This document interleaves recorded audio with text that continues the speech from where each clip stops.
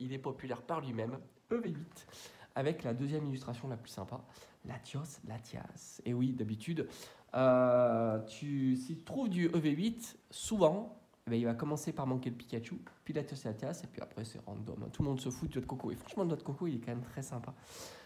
Et regarde, tu le vois pas, mais qu'est-ce qu'il est beau, lui. Lui, c'est le plus beau de tous. Franchement, très sympa. Bref, non, on n'est pas là pour ça.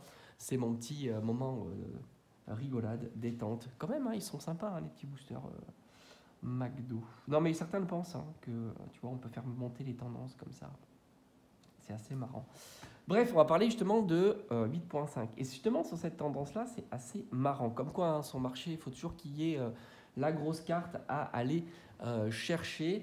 Donc, on va parler de la version japonaise, mais ça va certainement arriver dans la même méthodologie chez nous. Je pense que les SAR vont dropper chez nous. On verra. Peut-être que je me plante, mais en tous les cas, ça serait cool. Ça serait cool. Je m'en fous de savoir si elles vont valoir très cher ou pas.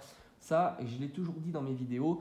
Pour moi, une série est sympa si elle drop. Tu vois, si les raretés qui t'intéressent tombent. Et c'est bien pour ça que les séries, par exemple ça ou ça, c'est compliqué à ouvrir parce que ça tombe pas.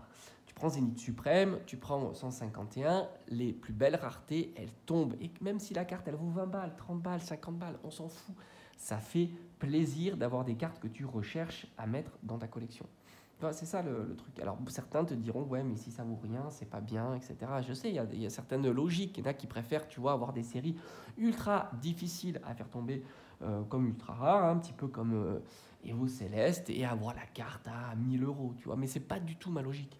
Moi, je préfère largement être du côté du ludique. Ça drop, ça drop, ça drop, et quand bien même que la carte la plus sympa, la plus grosse SAR de la série vaut 50 balles, tu vois. Ça me dérange absolument pas. D'autant que, je vais le dire encore, d'autant que le prix d'une carte ne dépend pas de sa rareté. Et ça, il faut le rappeler. Le prix d'une carte dépend prioritairement de sa demande. Et on va en faire la démonstration et tu verras, c'est hyper simple à le constater. Alors, pour revenir à 8.5, version japonaise, tu l'as vu, les SAR drop. Ça, je crois qu'on est d'accord pour le dire. Il semblerait, je préfère me mettre des pincettes, on ne sait jamais, que tu aies une SAR garantie par display de 10 boosters. Ouais, c'est vrai qu'une SAR tous les 10 boosters, j'ai envie de dire, c'est plutôt pas mal. D'autant qu'en plus, tu as les God Pack où ça te permet d'avoir foultitude de SAR, de évolution.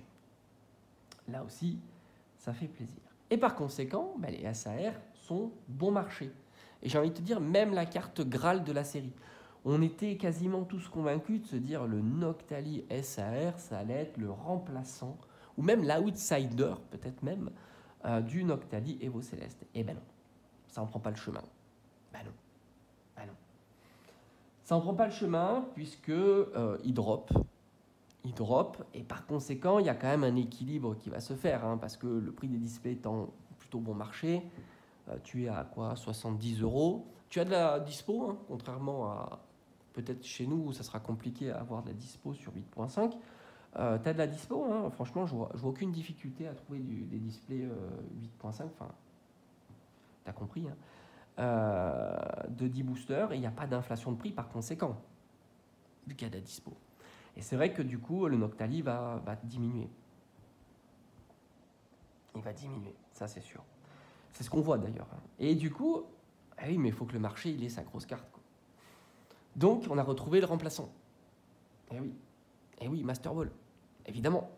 Ah, Master Ball, là, c'est plus la même histoire. Donc, tu te retrouves avec le Noctali Master Ball, qui est le challenger, voire même challenger de Noctali Evo Céleste. On se dit, pourquoi pas, hein, tout est possible. Tout est possible. Alors oui, c'est vrai que la Master Ball n'est pas assurée dans une display. Ce qui est assuré, de ce que j'ai compris encore une fois, c'est que tu as 3 Pokéballs minimum, de ce que j'ai compris. Enfin, 3 Pokéballs, Pokéballs minimum ou maximum. Enfin, tu vois, tu as compris 3. Et dans ces 3, tu peux avoir peut-être de temps en temps une Master Ball qui vient remplacer une Pokéball. Je pense que c'est ça. Enfin bref, visiblement, il semblerait se profiler comme quoi il y aurait une Master Ball tous les 30 boosters, quoi, quelque chose comme ça. Alors oui, c'est pas excessivement rare. Mais Tu as bien compris que certains vont te dire oui, mais tu imagines si tu cibles une carte en particulier, bah, ça devient très compliqué puisque si tu as, je sais pas moi, 100 cartes qui peuvent être allouées à la Master Ball, je sais même pas sûr qu'il y en ait 100, hein. Peut-être qu'il y en a 20, 50, 30, je sais pas si elles sont toutes Master Ball possibles et ainsi de suite. Franchement, je n'en sais rien. Mais c'est vrai que ça va rajouter de la complexité pour avoir par exemple le fameux Noctali Master Ball.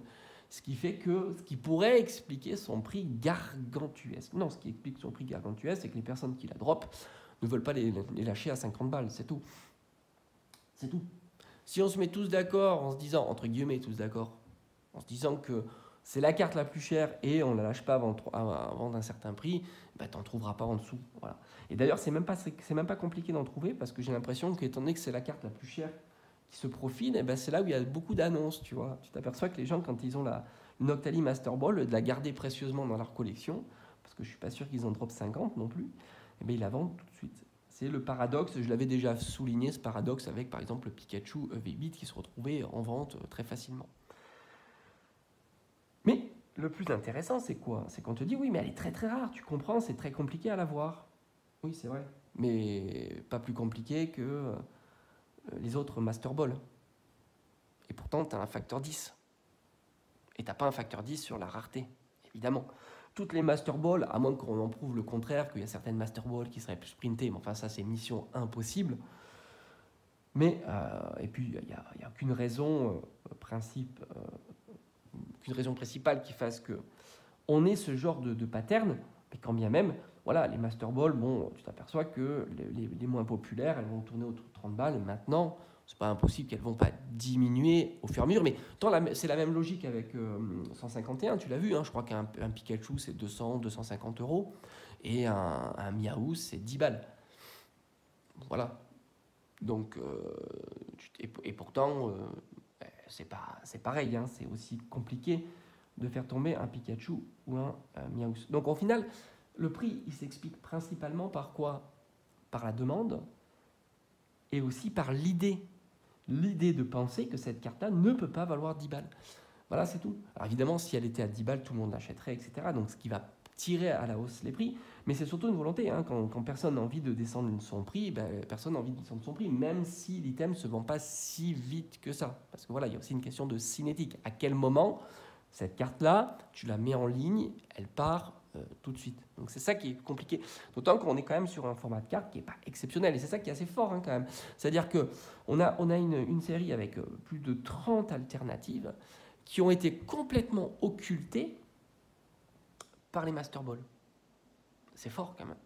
C'est fort alors que logiquement le devant de la scène devrait être occupé par les SAR. Qui sont vraiment sympas, hein. Moi j'aime bien, hein. Franchement c'est très très joli. Après je vais pas critiquer les Pokéball et Master Ball, j'adore ces formats-là, j'ai toujours été amoureux de ces formats, les petits formats qui changent de d'habitude, mais habituellement ça ne plaît pas. Mais là il faut que le marché trouve sa grosse carte, et évidemment on met les deux pieds dans le plat avec toutes les évolutions, et on aura la même logique avec les évolutions, ça sera moins cher, mais c'est la même logique, hein. C'est toujours pareil, hein. C'est-à-dire que les Pokémon populaires Master Ball vont se retrouver beaucoup plus chers que les Pokémon non populaires Master Ball. Voilà, c'est comme ça.